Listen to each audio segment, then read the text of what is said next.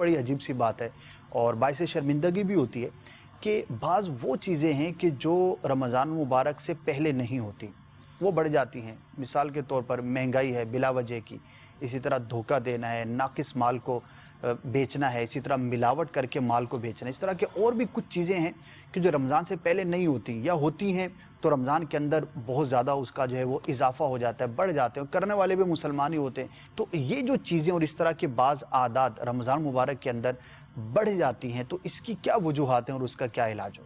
دیکھیے اس کی سب سے بڑی وجہ جو ہے یعنی رمضان مبارک سے پہلے مہنگائی اتنی نہیں ہوتی، رمضان میں کر دی جاتی ہے. جی، رمضان المبارک کے اندر جتنا سابقہ گلا سڑا مال ہے وہ رمضان میں بیچ دیا جاتا ہے، اسٹاک سارا نکالتے ٹھیک ہے، ہیں، سارا گودام اسٹاک خالی نکال کر دیا جاتا ہے. اچھا پھر چیزوں کو جیسے پھل ہیں، جی، پھلوں کو پکانے کے لیے دنیا بھر کا زہر بھی اگر ملانا پڑے نا اس کو پکانے کے لیے، یعنی وہ جو کچا جیسے کچا آم ہے اسے پکانے کے لیے اگر زہر میں ڈبو کے بھی نکالنا پڑے نا تو ہمارے لوگ نکال دیں گے اس کو.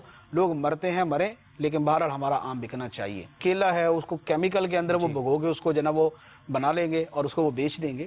تو بات یہ ہے ان سب کے پیچھے جو وجہ ہے جی، وہ ہے اسلامی تربیت نہ ہونا اور اسلامی ذہن نہ ہونا. کیونکہ اگر اسلامی تربیت ہو اور اسلامی ذہن ہو تو پھر یہ چیزیں نہ ہو، اس کے الٹ ہو. ٹھیک ہے. کیونکہ اسلام کیا تھا؟ اسلام تو یہ تھا کہ مسلمان وہ ہے جس کے ہاتھ اور زبان سے دوسرا مسلمان سلامت رہے. ٹھیک ہے، مسلمان آپس کے اندر ایک عمارت کی طرح جس کی ایک اینٹ دوسری کو مضبوط کرتی ہے. ٹھیک ہے. اچھا مسلمان کا فرمایا کہ دین تو ہے ہی خیر خواہی کا نام، جی، دوسروں کا بھلا کرنے کا نام. تو جب دوسرے کا بھلا کرنا ہے، خیر خواہی کرنا ہے، تو اس میں دھوکہ کہاں سے آئے گا؟ فراڈ کہاں سے آئے گا؟ اس کے اندر دوسرے کو تکلیف دینا کہاں سے آئے گا؟ اس کو گلا سڑا مال بیچنا کہاں سے آئے گا؟ اس کو جو ہے وہ ناقص اشیاء بیچنا کہاں سے آئے گا؟ اس کو مضر صحت چیزیں بیچنا کہاں سے آئے گا؟ پھر یہ نہیں آئے گا.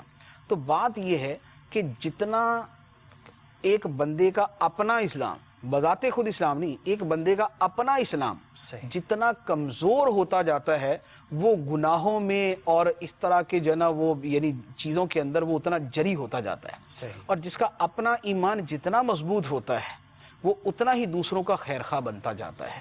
ایک آدمی کے دل میں اگر خیر خواہی ہوگی اور پورا اسلام ہوگا تو وہ اپنے پڑوسی کو تنگ نہیں کرے گا، کیونکہ اس کو پتہ ہے کہ اس کا دین تو اس کو یہ کہتا ہے کہ خدا کی قسم وہ بندہ مومن نہیں ہے جس کے شر سے اس کا پڑوسی محفوظ نہیں. اللہ اللہ.